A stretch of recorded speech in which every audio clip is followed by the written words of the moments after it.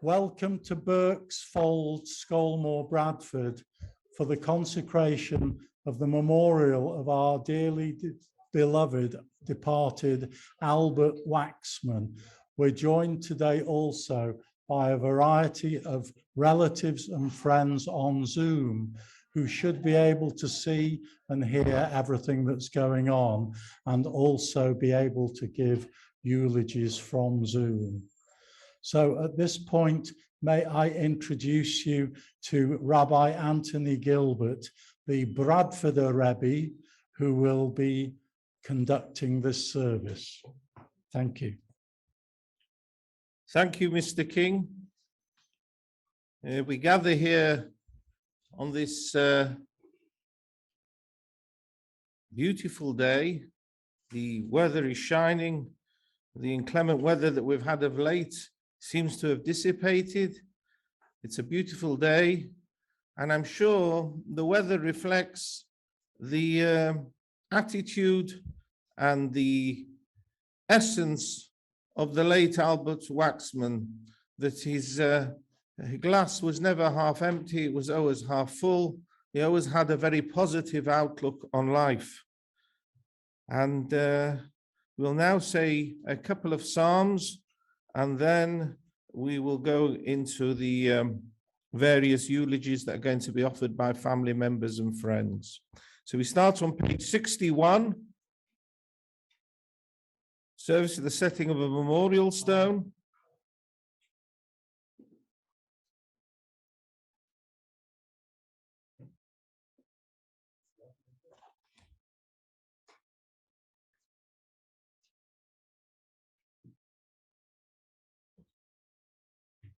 Ashrei hoish asher lo halach biatzas reshoim v'derech hatoim elo amad u'mashov leitzim lo yashav.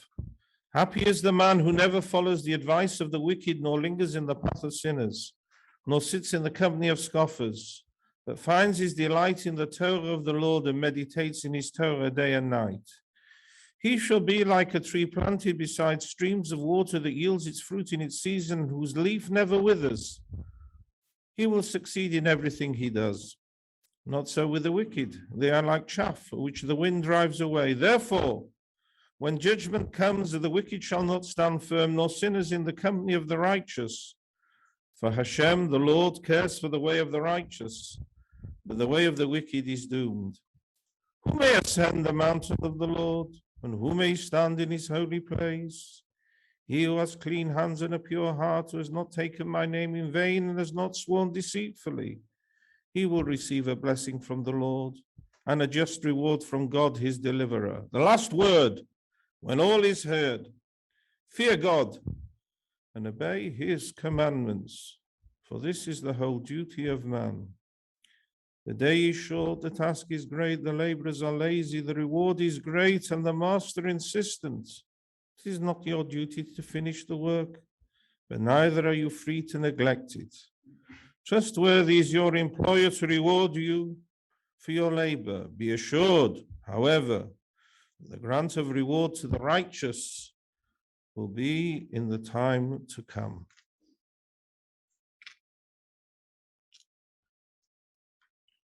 Page 67, the middle paragraph.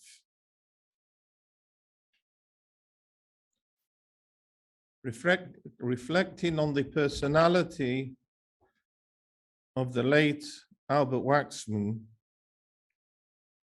in the 2 years since his passing, you can be assured that his essence, his spiritual essence, has not been idle. It will have been a Melitz Yosher, intercessor on our behalf, and mitigated the sorrow, the unhappy episodes in people's lives since the advancement of COVID over the last 18 months. He was a tremendous fighter.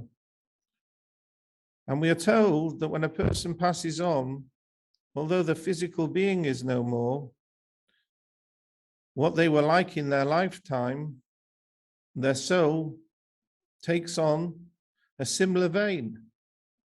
And the soul can never be quenched. The soul lives on. The soul is eternal.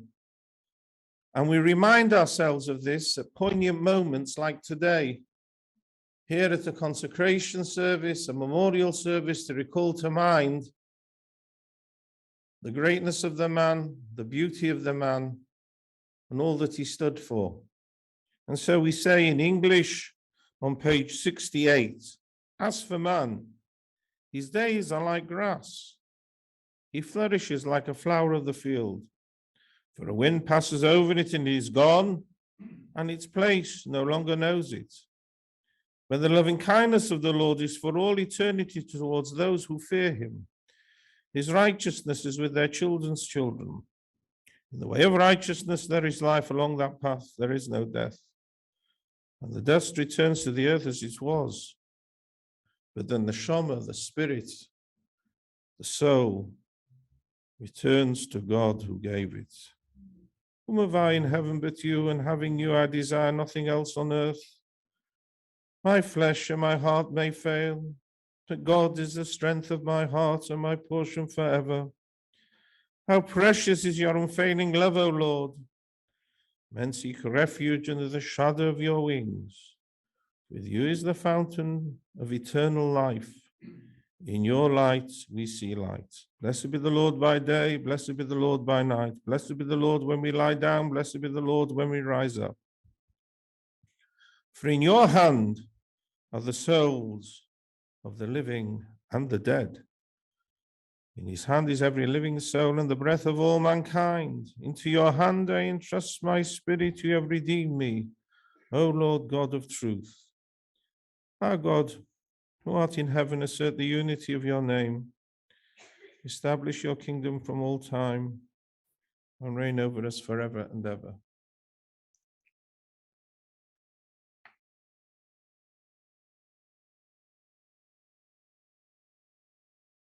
Being here today is an honor and a privilege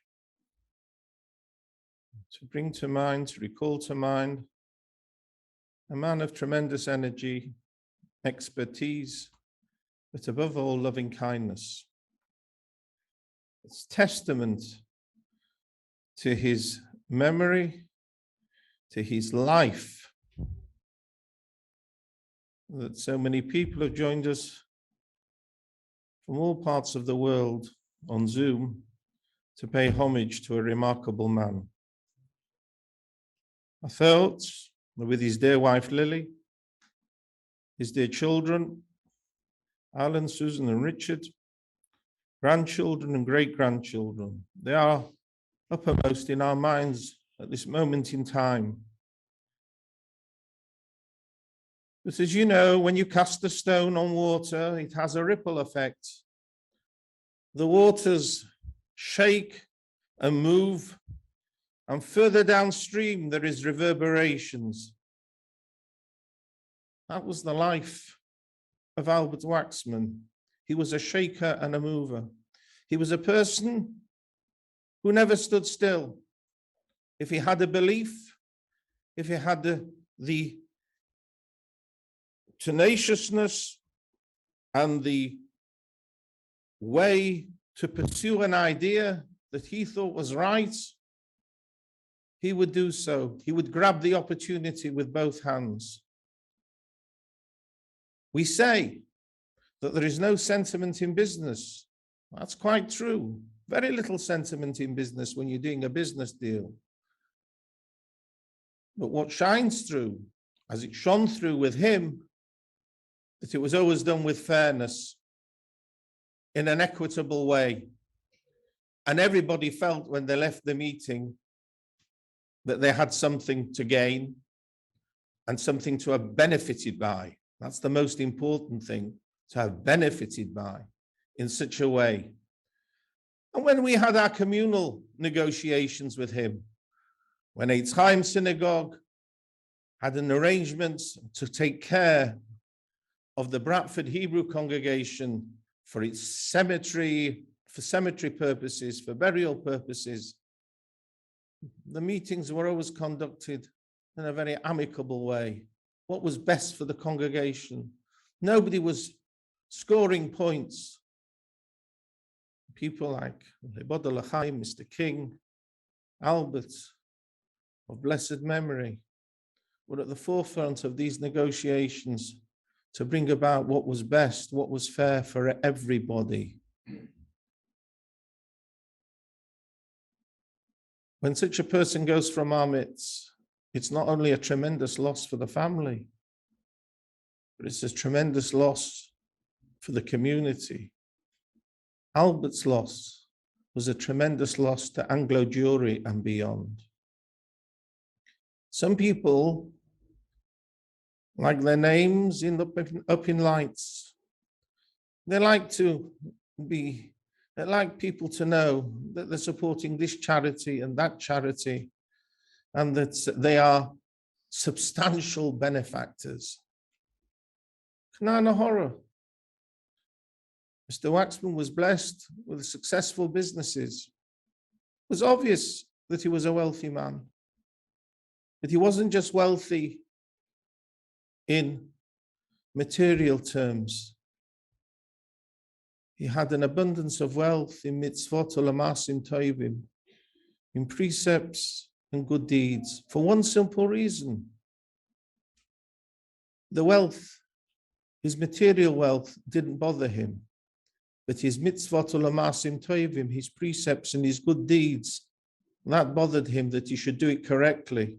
He should do it banachas. He should do it quietly. He should do it in a way that benefited his neshama, that benefited his personal neshama, his personal soul, and that of his immediate family. Because that's all that matters in life. As we read at the Shiva house, there are three things that are personal to a person: his family, his possessions, and his mitzvot ulamasim toivim, his precepts and good deeds. The family are here today. The physical being of Albert is not. Whatever he had in his life has no connection with him anymore. Oh, but when we turn around and we see this in memory of our dear president, Albert Abram Waxman, who dedicated service from 1986 to 2013, sustained the Bradford Hebrew congregation. Those few words speak volumes about a man who gave of his best, who gave of his all to a congregation, to a community, to charitable enterprises for the benefit of mankind, Jew and non-Jew alike. Hashem judges us. We're on the threshold of the Yomim Noroim. Tomorrow night, many will be in shul or be at home with a machzor in their hands. Zochreinu l'chaim. Remember us for life. Because veinu b'chayim toivim, and inscribe us in the book of life.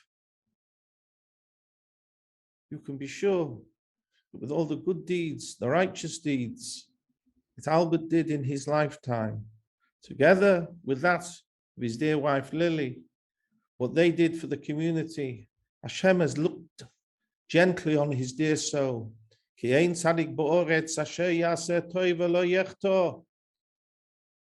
is none upon earth who doth only good and sinneth not. We all have our foibles. We're human beings after all. We're not the divine. God will look kindly on his dear soul, grant him peace and perpetual rest. The memorial outside is a reminder to all those who pass who he was, but he will live in our hearts for many, many years to come. A man lives but a number of years, but a good name endures forever. Albert Waxman established for himself a Shem Tov. May his soul be bound in the bonds of eternal life. May intercess on our behalf that we should have a kasiva v'chasima tova, to be inscribed for a good, sweet, happy, and healthy year. Amen. Amen.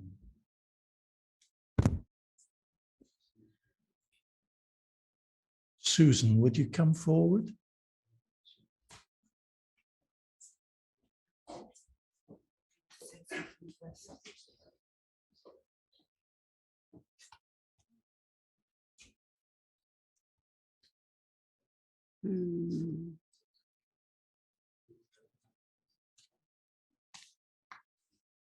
Thank you, Rabbi Gilbert. Thank you, Albert, for your kind words.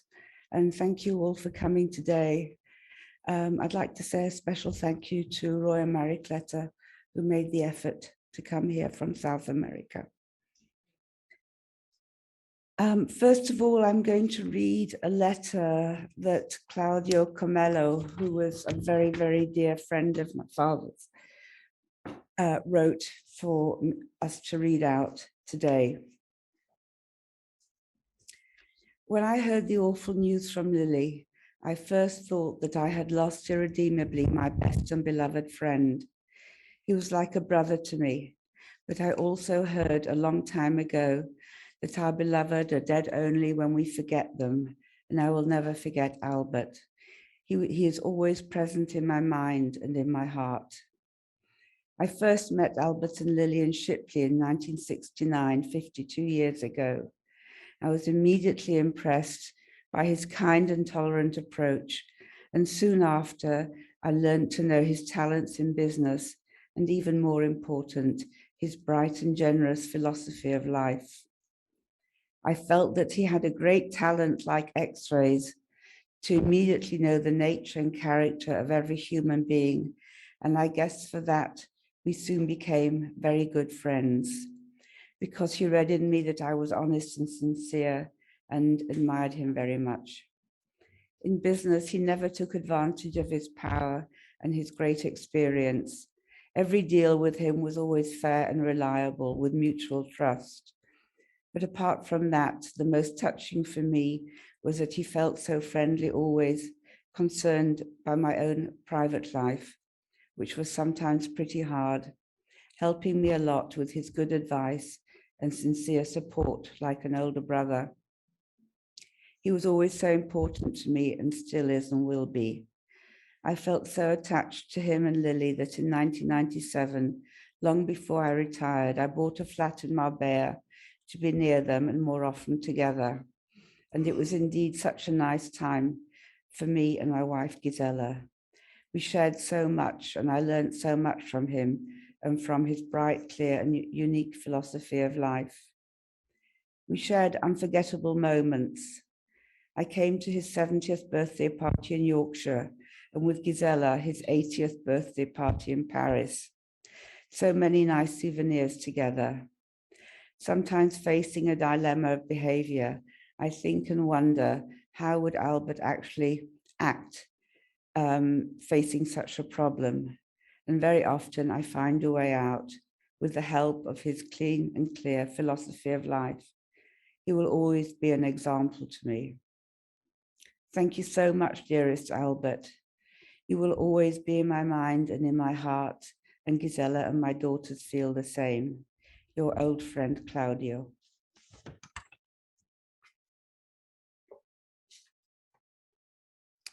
So let's start again.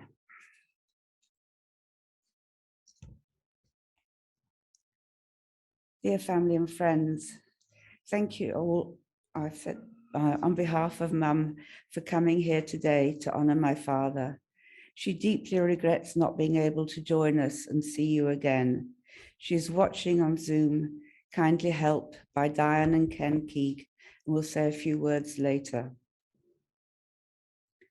As you know, Dad came to England at 14 on the kinder transport and was for many years at the Bradford Hostel. Ozzie Stroud, one of the main benefactors of the boys, took a shine to Dad and often took him home for lunch in his Rolls. Dad remembered thinking himself that one day he would have a Rolls.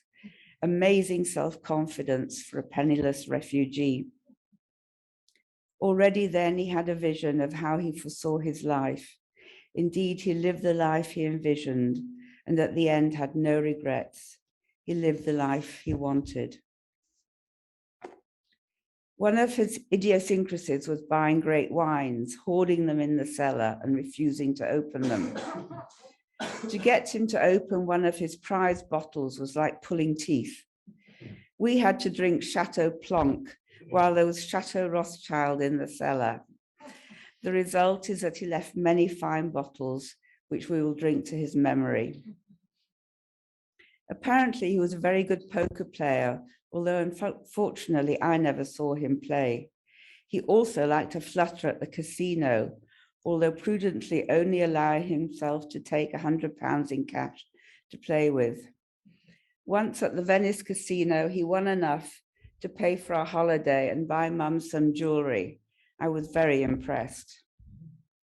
Together with buying wine and playing poker, Dad loved his golf, the opera, and was a very good dancer. He also had a great sense of humor, especially loving Jewish jokes.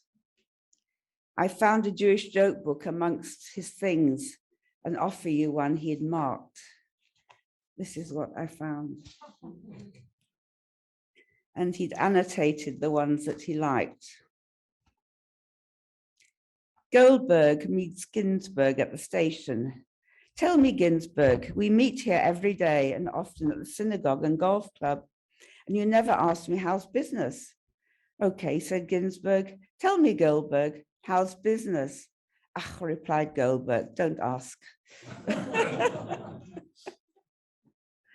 No, I think he liked that one. Okay. One of my first recollections of being surprised by Dad was at school, where I was having a difficult time.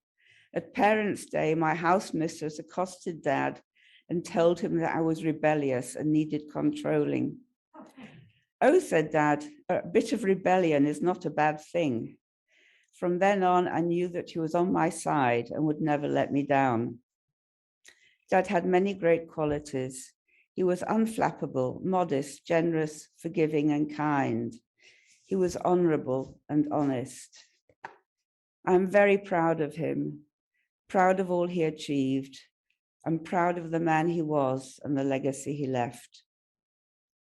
I am so very lucky to have had a father who I respected, admired, and loved, and I miss him terribly. That's it.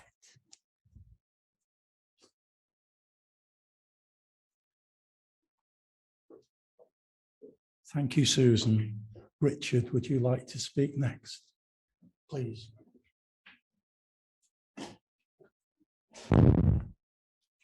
Before I start my speech, which I'm going to read, I would like to thank Rabbi Gilbert for being here. And I think particularly as well, Albert King, who has really helped organize today and made it happen. So Albert, big thanks to you and to the Rabbi. Rabbi Gilbert, friends and family. Before I talk about my father, I'd like to say something about my mother. We all know her to be both very sensible and pragmatic. So ask yourselves, what made her attached to this quiet man sitting alone in her parents' house at a party where he had been brought along by a friend? My mother was 20 years old. What did my father have when only 10 days after their first meeting, they got engaged against the wishes of my mother's parents? They were married within a year, and when my mother was only 20 years old.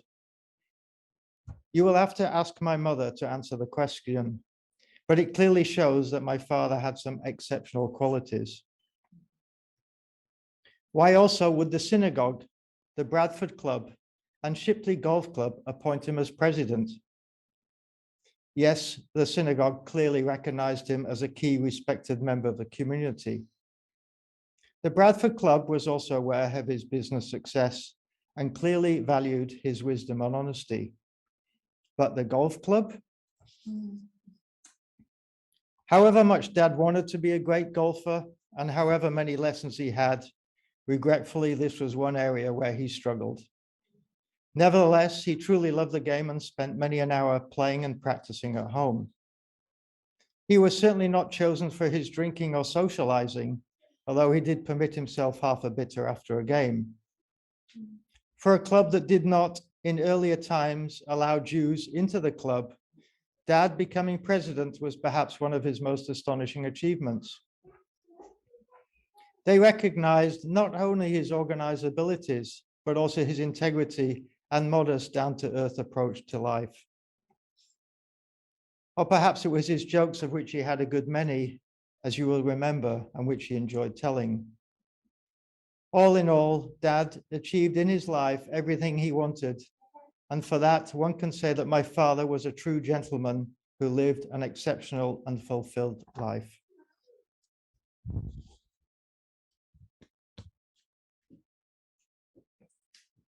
Thank you, Richard. Alan?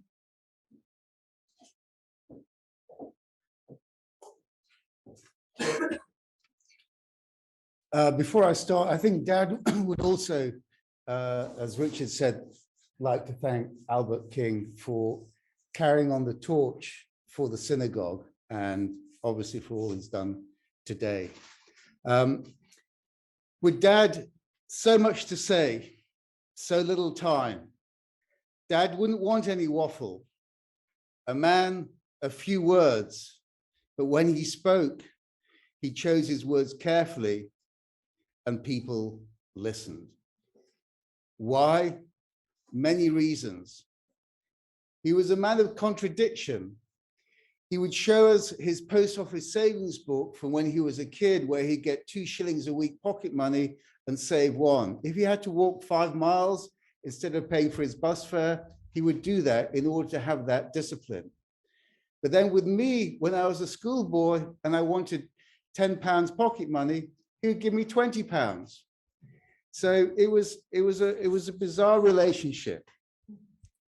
His generosity to his family, friends, community, not just financial, but time.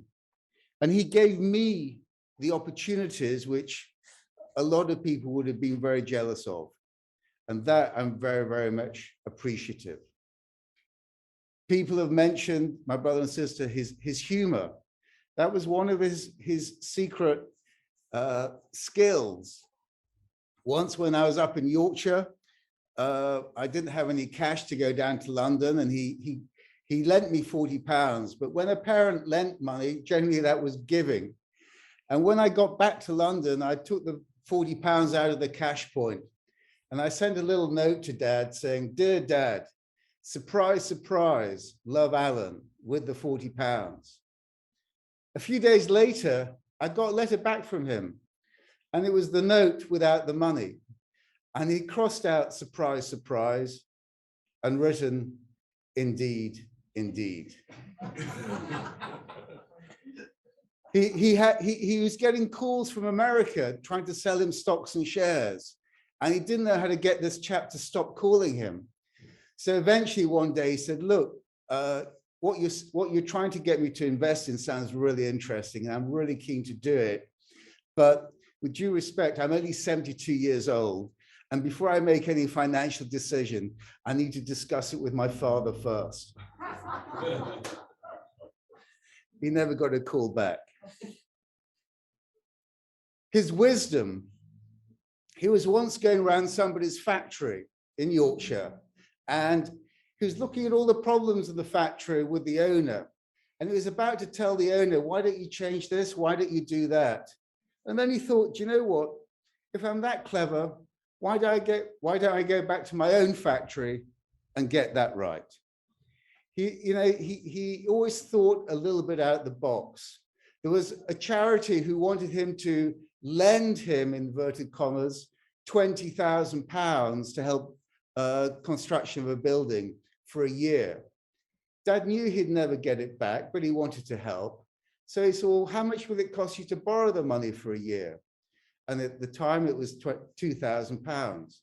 So look, here's the £2,000. You borrow the money. That's what you want for a year. Thank you very much. His self-confidence.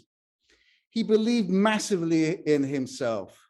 as a young man, taking the bold steps to move a factory, when he wanted to join the RAF, going down to the Polish embassy in London because he had to get permission from them. But he only had the train fare to get down to London. He didn't have the train fare to get back, but he wasn't worried. When he asked the Polish embassy for the money and they gave it to him. When he wanted to join the RAF, they said, you don't have any educational qualifications. He said, it's not a problem. I'm clever enough. They believed him. They sent him to St. Andrews University and he passed all his exams. Dad was obviously very successful, but he did it in Dad's way. He was obviously very modest and very humble. But the story I really like the most is when he started his new business, having worked for Mum's father for some time, he turned around to Mum and said, look, I'm starting a new business. You've got to be careful now financially. No more shopping. She accepted that gracefully. After just 3 months, he turned around to Mum and said, you could go shopping again. His tenacity. There was a house left to the synagogue in East Germany. It took him over 4 years to get the correct deeds and to get the money back from the German government. There's a whole book of papers that he had, but he didn't give up.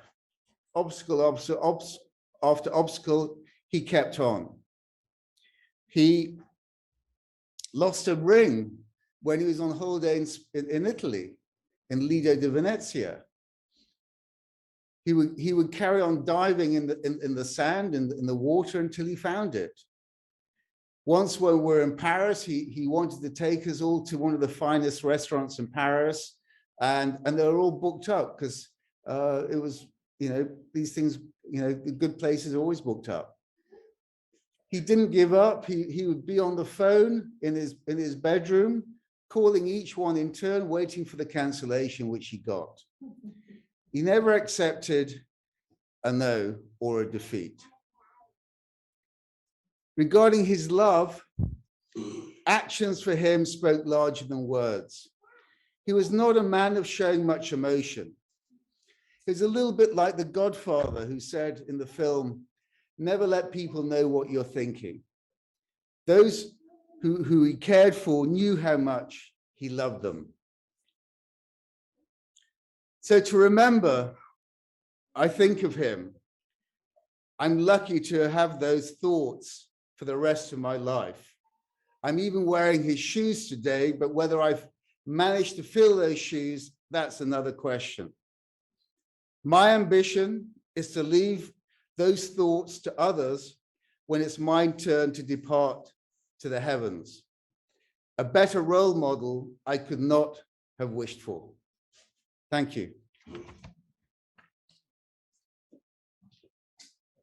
Thank you very much, Alan. The next eulogy will come from a close family friend, Anne Morris.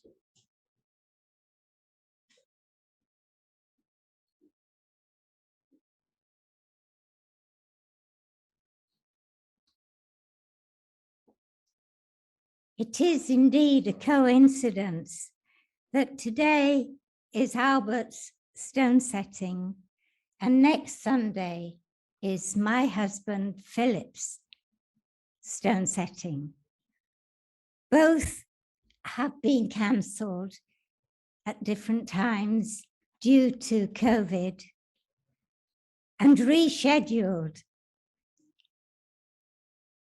Two good friends. I'm sure that if Philip had not passed away a year ago, he would have been speaking and not me.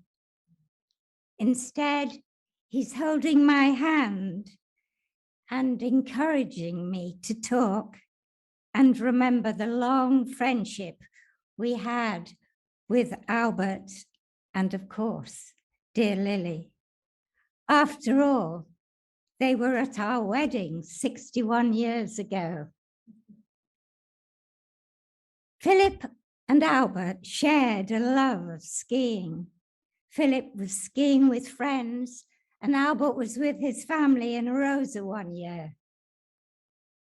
Albert persuaded Philip to visit the local barbers due to a mass of hair that Philip refused to have cut. But anyway, he never bothered about his hair. That appointment that Albert made for him was life-changing and improved Philip's looks tremendously.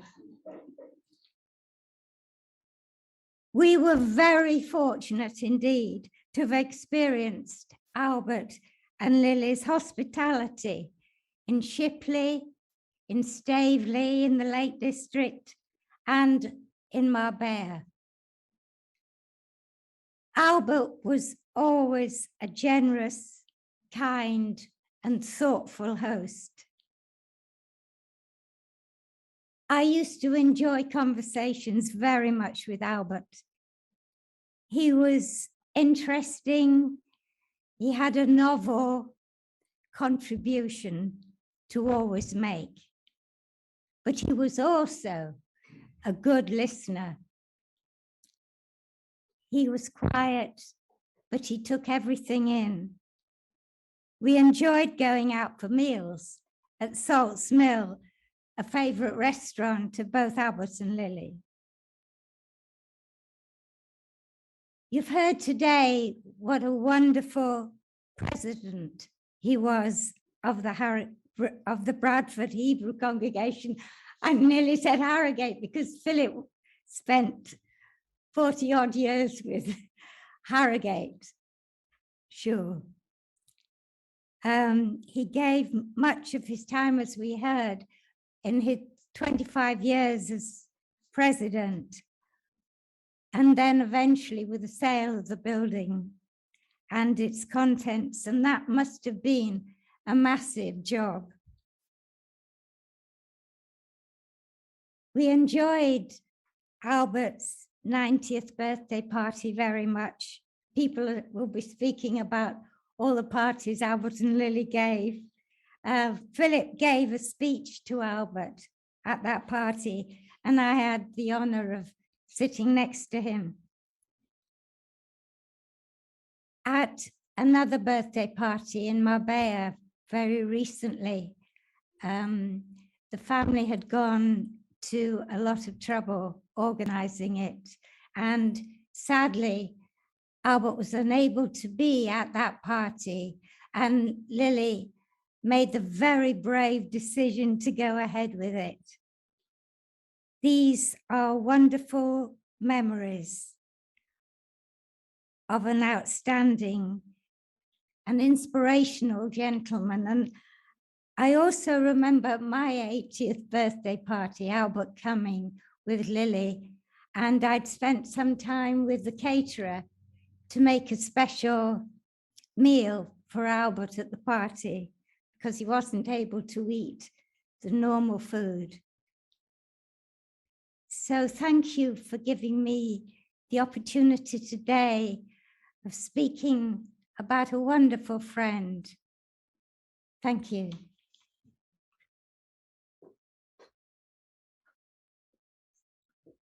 Thank you, Anne. The next eulogy is also from a close family friend, Anthony Ullman.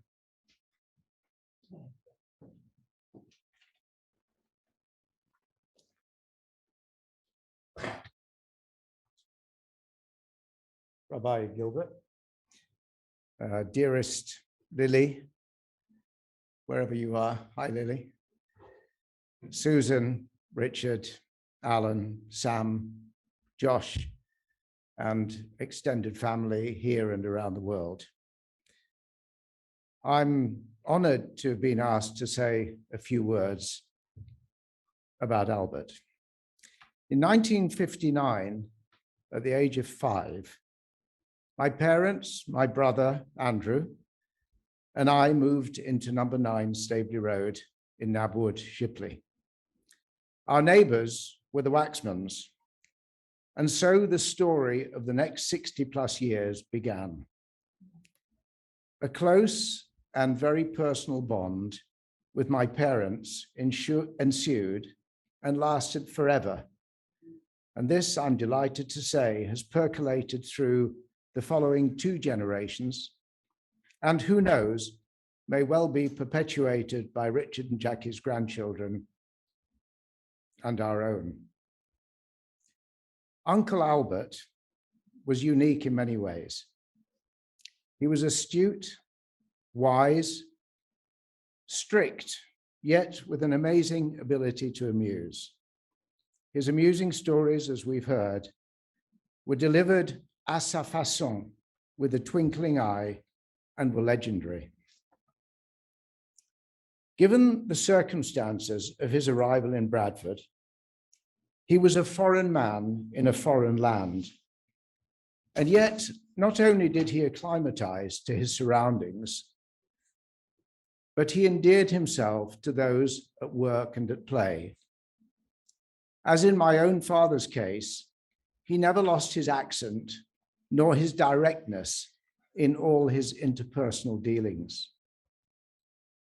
When, after my first couple of years working with my father, I remember a conversation with Albert one evening. He told me that he was aware that all was not well between me and my father's business partner. I, hoping that that would lead to a comfortable chat and an understanding shoulder to lean on, my disquiet was met by a very short and succinct ultimatum from Albert: to stay and suffer, or to resign and move on to something else.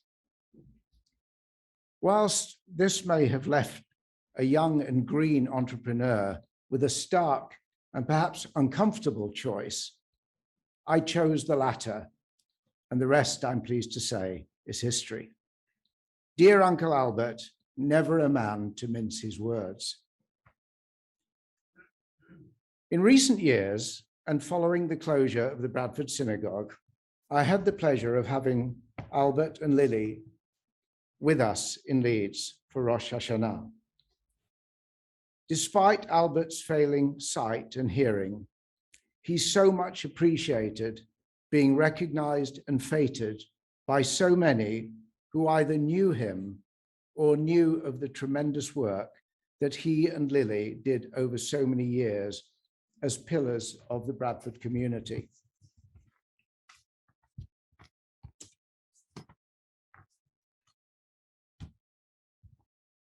I saw Albert in his final hours. It was one of the most poignant moments for me. And yet his passing exemplified his life: reserved, thoughtful, measured, and dignified. Very sad, very, very sad, but uplifting to have seen such an amazing man, husband, father, grandfather, brother, uncle, cousin, and for me, a friend for whom I had huge respect and admiration. Dear Lily in Marbella, Susan, Richard, Alan, and all the Waxman family, Rivadai, and all our family wish you a long and joyous life full of the memories of this wonderful man, Albert Abraham Waxman.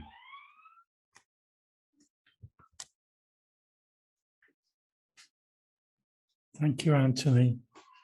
Roy Schneider is Albert and Lily's nephew, and would say a word or two.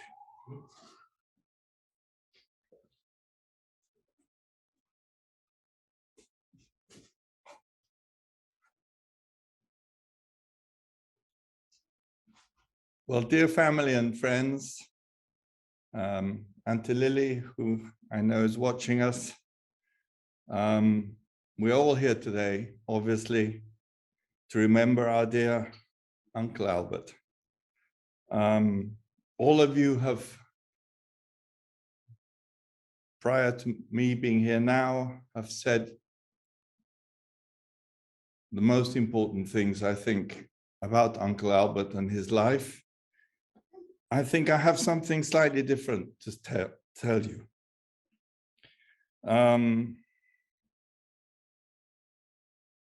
My mother, Edith, and Auntie Lily, of course, were sisters. And I don't actually remember, but I have been told that I was left when I was 4 months old for 8 months behind with the Waxman family while my parents did their first long trip to Australia in search of wool. And from that day onwards, they became my second family. I think the life that we have led, so different from our cousins here in Yorkshire and Manchester, has brought us back time and time again to visit Albert and Lily on numerous occasions. Every year we made an effort to come. It was one of the highlights of the year, especially Auntie Lily's fantastic cooking, and of course, Uncle Albert's amazing repertoire of Jewish jokes, which I hope doesn't leave the family, because there were some pretty good ones. I would like to also say that when I returned from South America, recently married,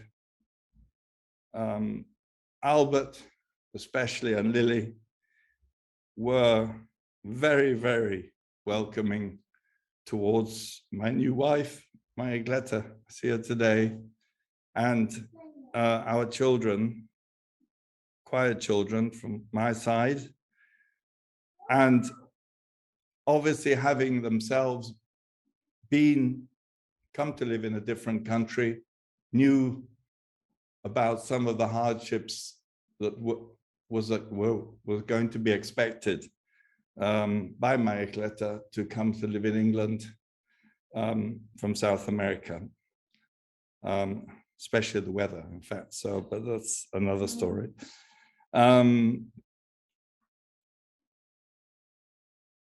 Apart from myself,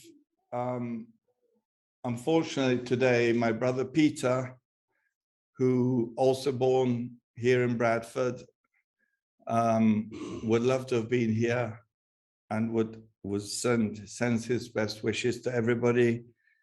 And my daughter Nicole, sorry, who actually would come up as well to visit on numerous occasions. And I heard from Albert and Lily that her visits made them very, very happy. And she was hoping to come again. Obviously, this time was not possible. Philip has made the effort to come. Great, Philip. And of course, you are also getting along with the next generation of Waxmans very well. And I'm sure the family traditions of entrepreneurship are already seeded and will carry on forever. As I said, I have been very lucky to have two sets of parents, and it's something that many of you might not understand. It is so different, so different when you are able to tell your problems to somebody who looks at it from a completely different angle, opposed to somebody who's actually just telling you to get your hair cut and get the hell out as soon as possible. I'm sure Uncle Albert and Jackie Mason are enjoying some great jokes together in a never-ending horizon that is the universe. Thank you very much.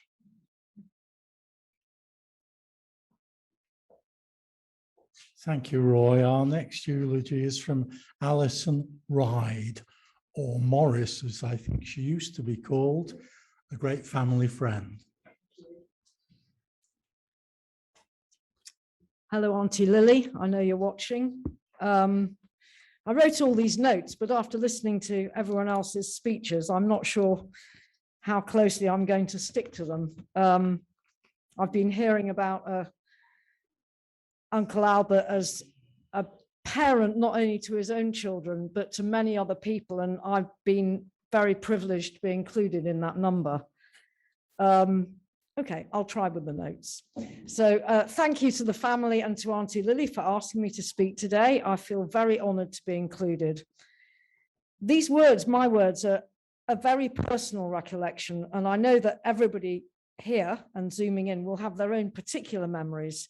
I found it really hard to find the right words to put down. First of all, the first problem was that I found myself writing Albert and Lily instead of Albert, because they've always been together. They've always been a natural couplet. And when I think of Uncle Albert, I think of Uncle Albert and Auntie Lily together. So that's my first problem. So my memories as a child are full of Uncle Albert and Auntie Lily, and a childhood spent in their kitchen, their basement, their garden, with Alan leading me into all kinds of mischief. And later on, there are memories of Albert showing me his collection of jade figures, his books, and his art. And it seems quite odd to say, I obviously didn't think about it, but I was already a teenager when I really realized that Uncle Albert wasn't actually my relative. I was very disappointed. Uncle Albert was very close to my father, and he died when I was only 18. So that connection was really vital to me, and it remained so, and it remains so with Auntie Lily as well. The memory I'd like to share really with you is that when my father died, and later on my mother, Albert was the one who was waiting for me at this cemetery with open arms. I've heard people say it wasn't that emotional outwardly, but that wasn't my experience. He was always waiting for me with open arms. And when he was waiting for me at the cemetery for my parents' funerals, he spoke my name in that unmistakable way that he had of pronouncing my name. And it was at that moment that the magnitude of my own losses broke onto me and the dam of my grief was released. And after my mother died with Lily, he opened Staveley Road to me to hold the post-funeral gathering. And you all know that that open-hearted, generous act was very typical. So when I think of Uncle Albert, my memory is of an overwhelming feeling of warmth and safety and love. And I carry that in my heart, and I'll always carry that with me. And as Roy said, as I have my own grown-up children now, I understand how important it is to have adults in your life who are not your parents to support you and to turn to you, to turn to. Uncle Albert was always there for me, and Auntie Lily is still there, and I'm looking forward to seeing her in Spain soon. And I'm very honored to be part of this sharing. It's very hard to say goodbye to somebody like Uncle Albert. And although he had a long life and it would never be long enough, it was very well lived. That's it, really. I wish everybody here a very long life, and thank you for the honor.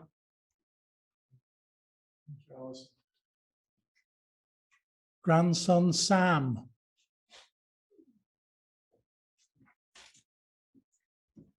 Hi, Omar.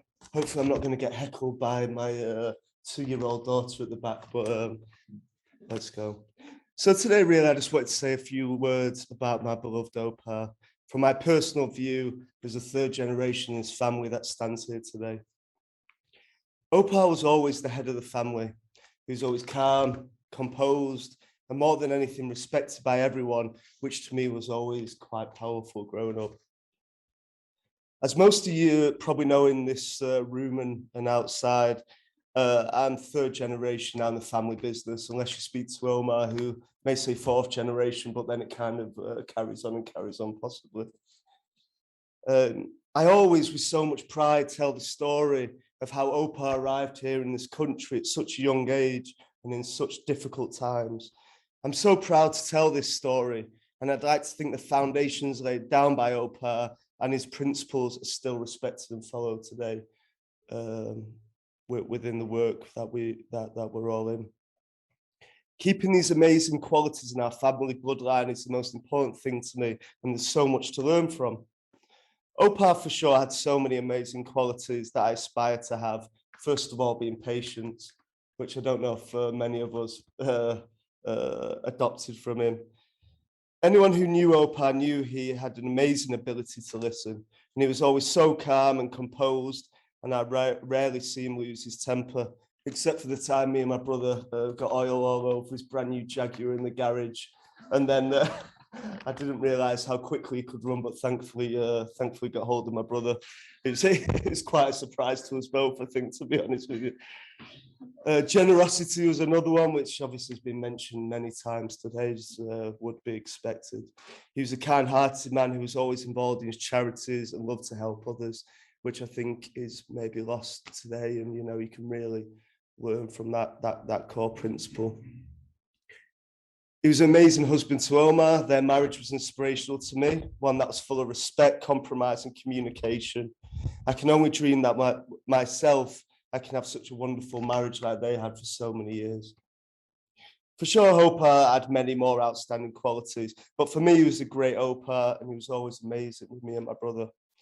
We had so many cherished memories from childhood, such as memories in Spain, the great trips we all had as a family, which many of us here today have attended. They were always quite the occasion. Wherever we travelled around the world or in Europe, it was always something to look forward to. And that is probably the core memory I think I always remember of the family, of the trips we took and the effort that Omar probably drove to arrange these things. And it was really some amazing memories. All that he taught me in adulthood, I was so lucky to have him at my wedding, which was a blessing, and he was also able to meet my great-granddaughter, Willow. Got some amazing pictures. That was also very special. I'll make sure that she knows what an amazing, inspirational person her grandfather was, and this is why all the memories and stories of Opa will always continue. Thank you. So those are the eulogies in person, but we're now going to move to Zoom, and Karine from Israel is going to talk. Good. Hi, everyone. Good afternoon. Can you hear me? Yes. Yes. All right. I'm truly honored that I was given the chance to say a few words in memory of our beloved Albert. I was first blessed to meet him on Rosh Hashanah 20 years ago when I was a student in Bradford. He took me under his wing and became a protective grandfather figure for me, one that I no longer had. He treated me with so much kindness and made sure that I always felt part of his family. Albert was one of the few people that I've met in my life that gave without expecting anything in return. For me, he will be and remain the most elegant man in the world. I remember his graceful movement and how he always spoke eloquently and yet pronounced in his unforgettable foreigner accent.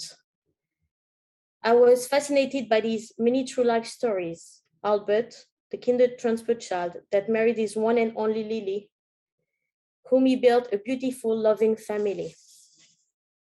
Even his disapproval of Israeli policy, which caused him to decide not to touch Israeli soil for 18 years, he still came with Lily to celebrate my wedding in Israel, showing how much he cared about me. I always loved the way he looked forward to every moment and how life always surprised him positively. He was a true optimist. I will never forget the word he had toward my son, Tal, on our last visit. He said, with such energy, this child will accomplish a lot in life. This was said, of course, with his unforgettable smile. I was honored to share 21 years of his life. I learned so much from him. He was a true role model for me. Thank you, dear Albert, for all these wonderful memories. You will remain in my heart forever. Thank you very much, Karine. I don't think we have Benjamin Chait with us today, so we now pass over to Lily in Marbella, who would like to say some words.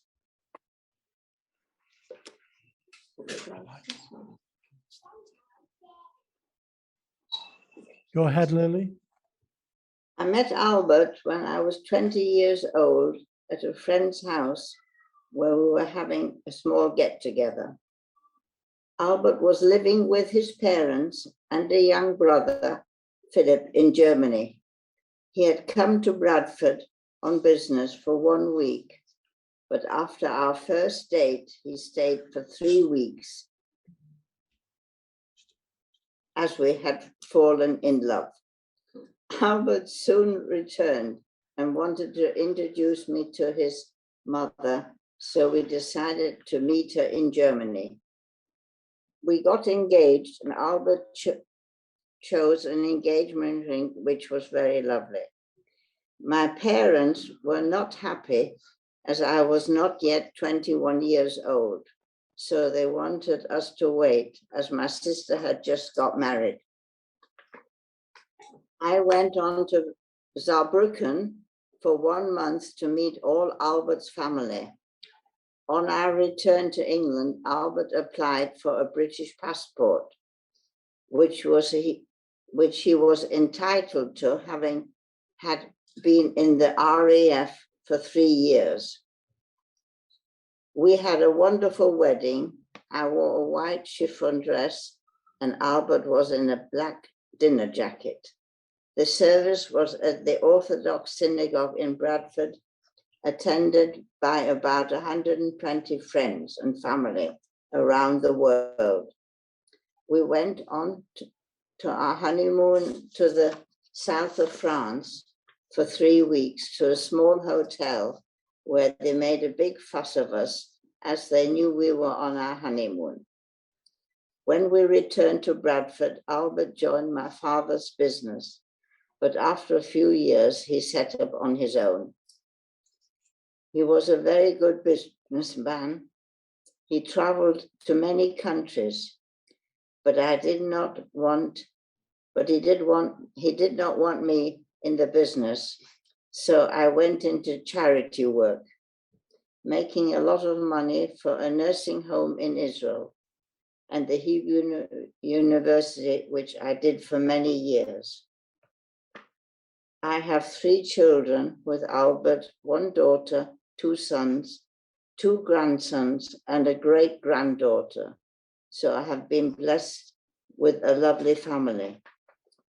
20 years ago, we found a paradise home in the sky, overlooking the sea in Marbella, where I am happy to spend the rest of my life. Albert passed away 2 years ago after a short illness, very peacefully, at the age of 95. Having had a wonderful life, he is buried in Bradford in the Jewish cemetery. We spent over 60 years together, where we were very happy. So I was very blessed. Thank you very much. Thank you very much for all the friends who have come to celebrate Albert's life. And I'm really happy to have seen so many friends today. Thank you very much. Albert King as well for organizing everything for me. Thank you, Lily. We will now move to the graveside to unveil the memorial. And if our cameraman could go first, it would be appreciated. I'll just give you one short reminiscence personally. It was mentioned earlier that Albert was a member and became president finally of the Bradford Club, a gentleman's club in Bradford for businessmen, worthies and VIPs. And in his presidential year, there was a dinner held, which I had the honor of attending. And he gave a speech telling his life story about how he had come to Bradford and how he had become wealthy by his own means. And at the end of a relatively short speech, everybody stood up in the room and gave him an ovation which lasted for over 5 minutes. They clapped and clapped and clapped. I've never seen anything like it in my life. Remarkable. Please join us at the graveside. The memorial stone. Call please on the children to surround the memorial. Each take a piece of the unveiling cloth and remove it from the gravestone.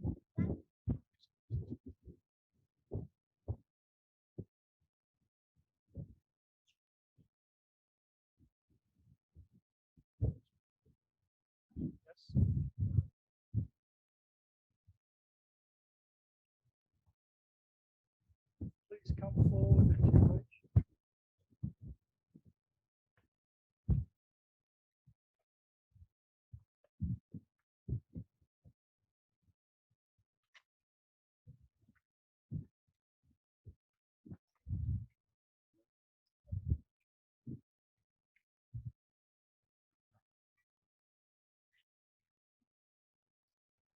I shall now read the inscription on the stone, which will be followed by the memorial prayer, which will be followed by the traditional reciting of Kaddish.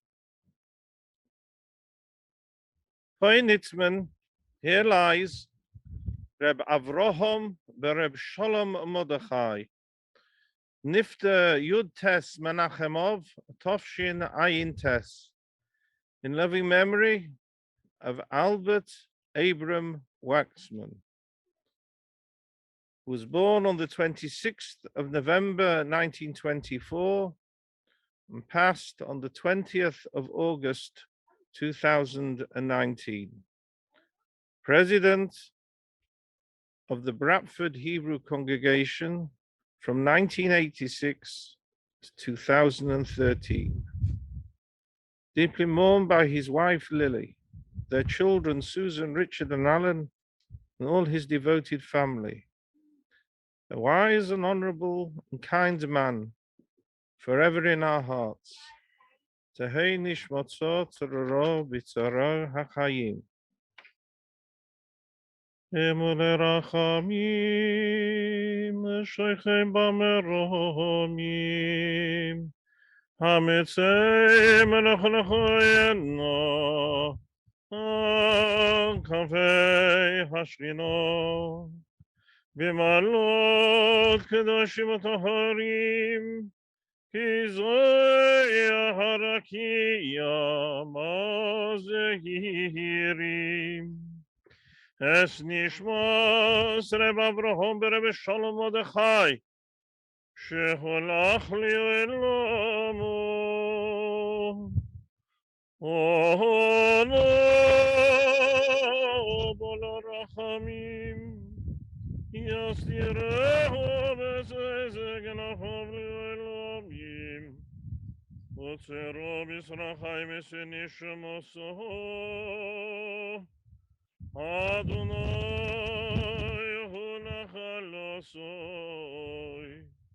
v'yanuach b'shalom hamishkavo, v'noemar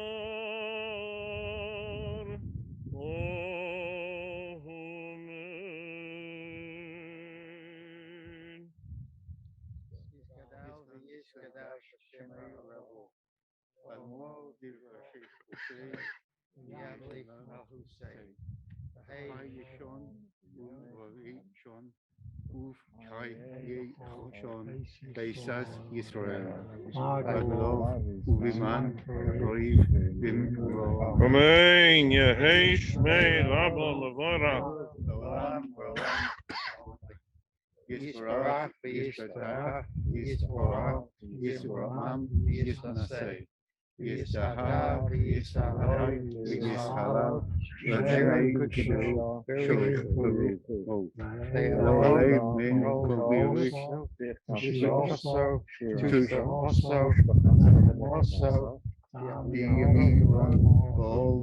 Amen. Amen. V'hayei Shlomo Ravo Min Shomeo בחיים עולנו והחל כל ישראל, ויאמרו אמן. או ששלום ונאמר יעשה שלום עולנו ועל כל ישראל, ויאמרו אמן.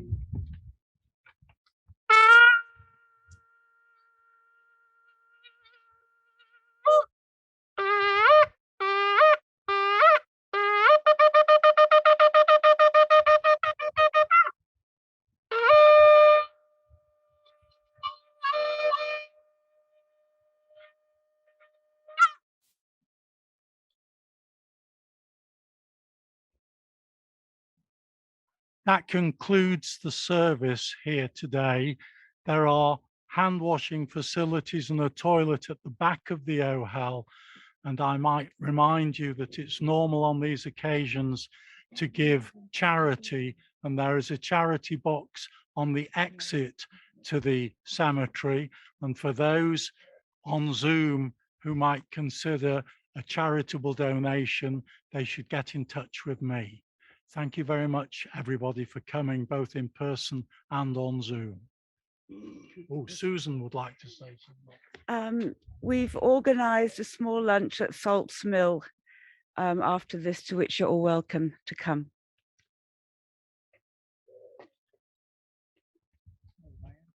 Finally, Zoom facility will be kept on for the next 10 minutes or so. So if anybody would like to go into the OHEL and talk to Lily or other people who are on Zoom, now's their chance to do so.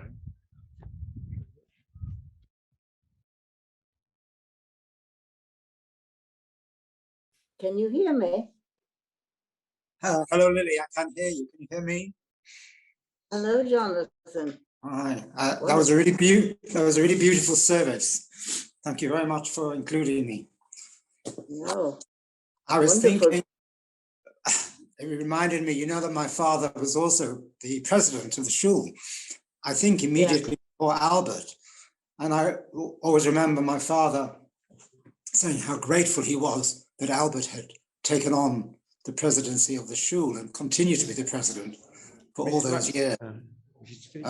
Having been the president himself, he really understood how important it was to have somebody like Albert totally committed to doing that work. So it was very nice. Mrs. Waxman, it's Jonathan and Cynthia here. Just to wish you you and all the family a long life. We miss Albert. Obviously, he was a lovely person.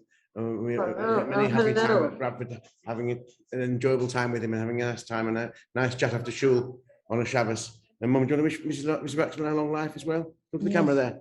Wish Mrs. Waxman and the family a long life. Wish her a long life. This boy, you mean? Yeah, we talk to the camera there. She's watching. Wish Mrs. Waxman a long life. Oh, Mrs. Waxman. Wish her a long life.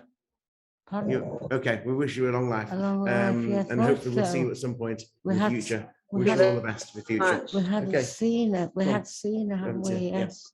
Thank you. Yeah, we saw her. It's Blanche here. Blanche and Stanley. Please. Hello, Blanche. Hello. Hello. Hello. Yes, I can see you. Yeah. Yes. We have such fun. Hello, Blanche. Hello. It was. We'd like to wish you long life, and we have such cherished memories of the wonderful times we spent together in Bradford in the shul. And Albert's such devotion to the shul. It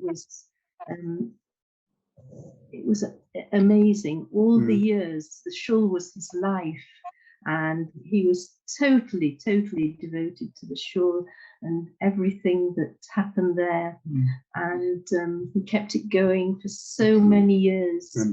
And the service this morning was so beautiful and wonderful to hear all the beautiful memories. And we have very, very treasured memories of our times together with you both and in Bradford.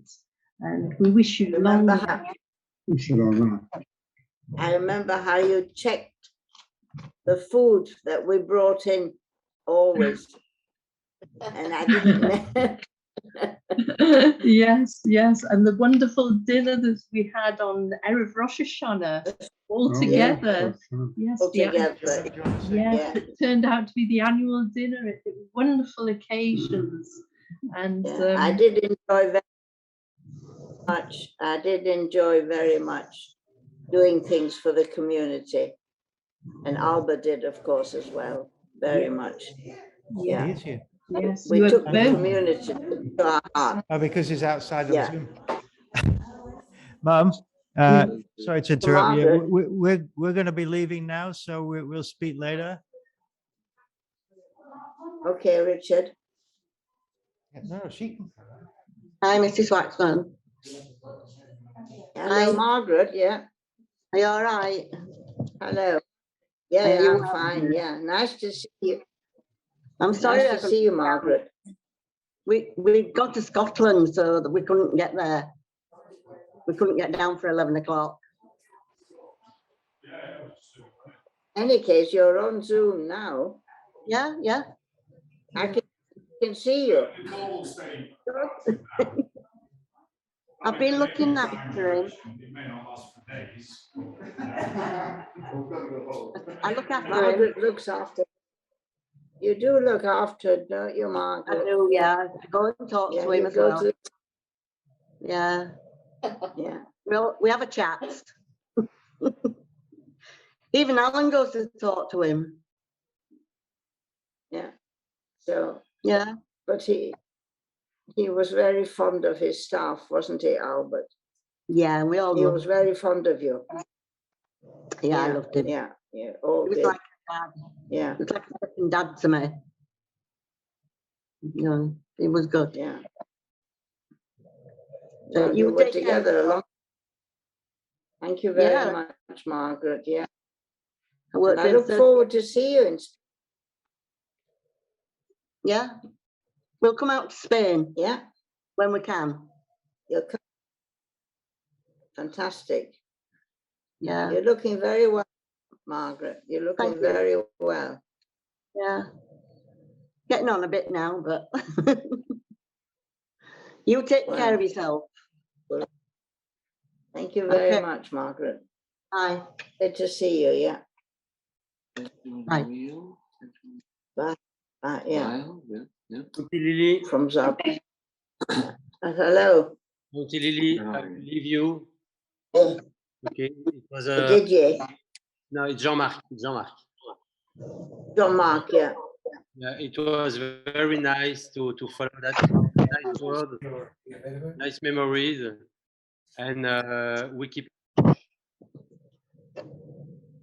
Okay, you hear me, Auntie Lily? I can hear you. Yeah, yeah. I can hear you. I can see Okay. you. Yeah, yeah. So it was nice to be there to follow that. It was very nice ceremony about a great man. But we all know that, and we keep in touch, and we call and talk together. Okay.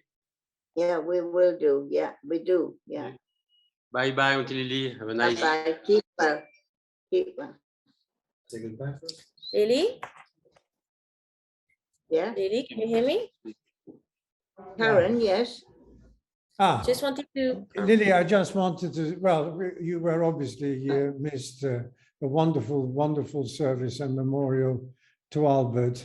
And I just wanted to say long life from me and Barbara to you and to your entire family. And hope to see you in Marbella soon. We'll be there next week. All the very best. Bye.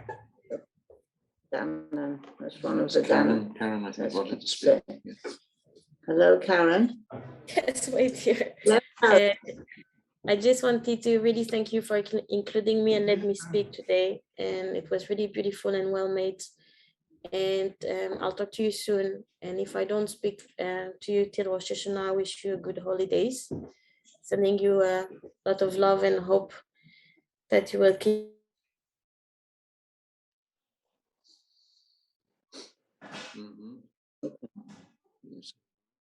That's she's saying goodbye. Yeah. Bye-bye.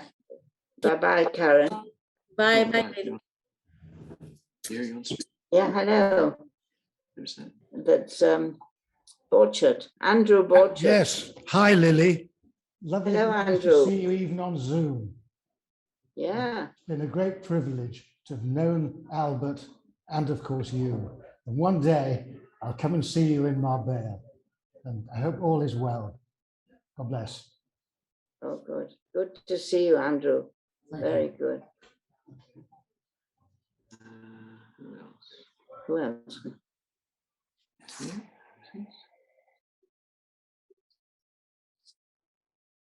Who's that?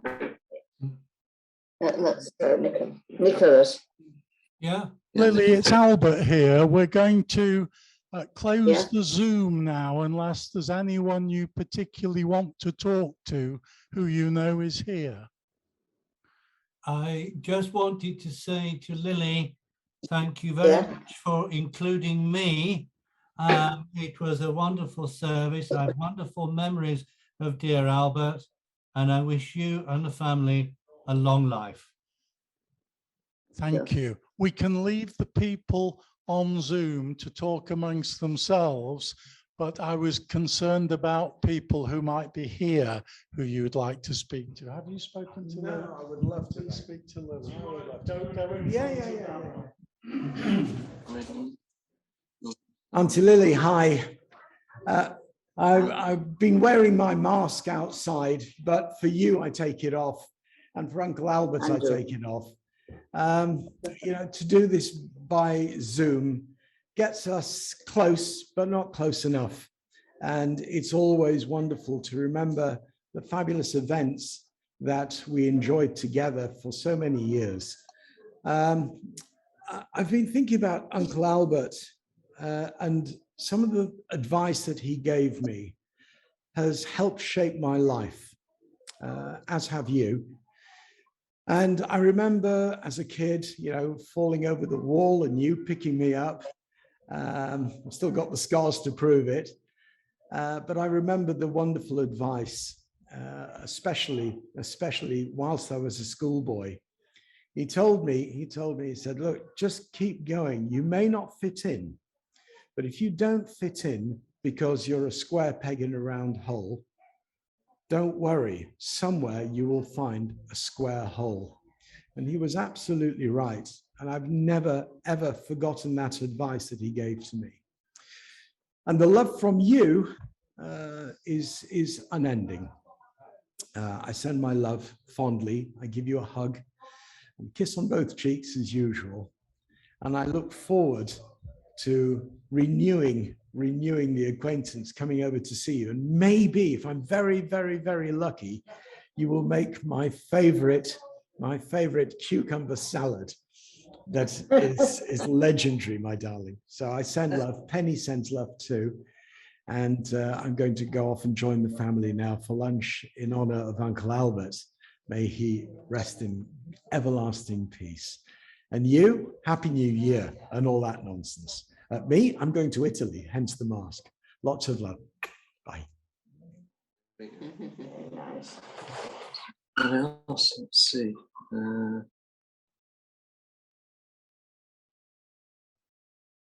Is that Richard Dunham down there? Paul Ram? Paul Rahim? R-A-H-I-M. Here. Benjamin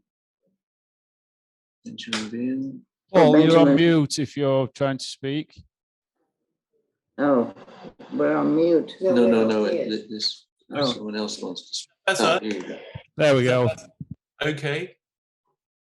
Yeah, this is Paul Rahim. I'm a friend of Alan, and I would just like to wish you all the best.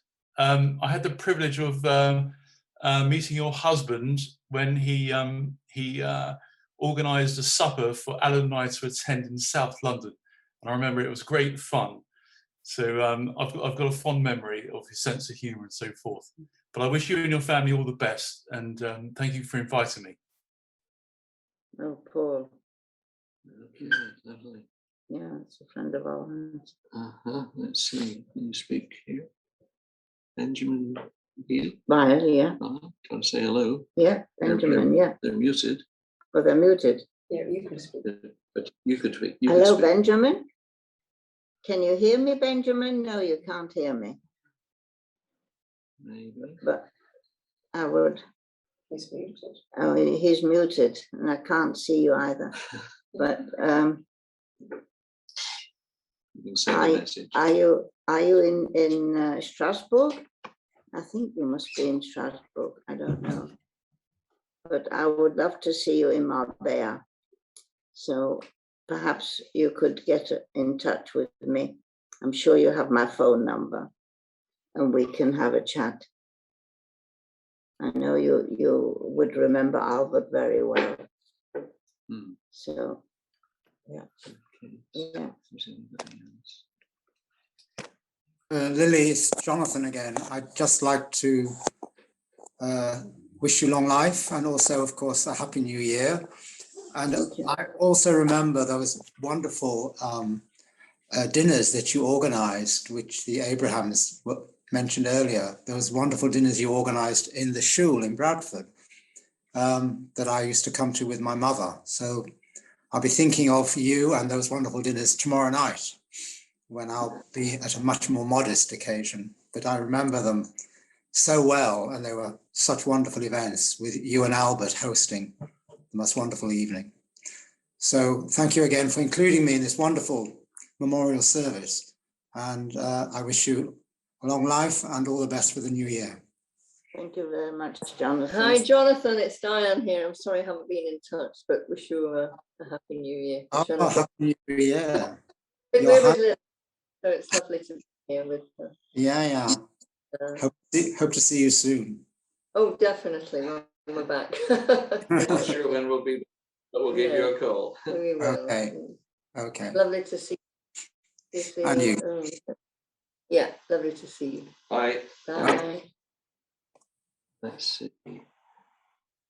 I'm going to speak to Blanche again, or Didier and Giselle. Jonathan's just gone off. Anything else for anybody else? Where's Jonathan and Giselle? Didier and Giselle. Didier. We can't see him, but they can hear you if you want to say something. No, I just about to say I'd love to see them. I'm sure traveling is getting easier now. I'm sure you'll be able to come to Spain to see me. I'm not traveling anywhere anymore. So the family and everybody has to come all the way here to Spain. Meet at the Lucky Leprechaun. And meet at the Lucky Leprechaun. My knee's going to sleep. Yeah. Let's see, I think. So Rabbi Gilbert, I can still see Rabbi Gilbert. I don't know. Yeah. Gilbert and Blanche. Yes. Blanche and Hello. So we wish you long life and a good, healthy year, please God. Happy New Year and a good, healthy year, please God, and lots of nachas from Thank your you very wonderful much, family. Blanche. Thank you, Blanche. Okay. I think that's I it. think that's everybody. I think it's everybody, Yes. yeah. Okay. So I'll say bye to those who are there. Yeah. I think that's nice to say goodbye. And it's been a lovely memory for Albert today.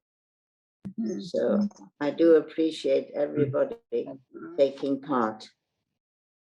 And there will be a very nice little ceremony at the stone setting.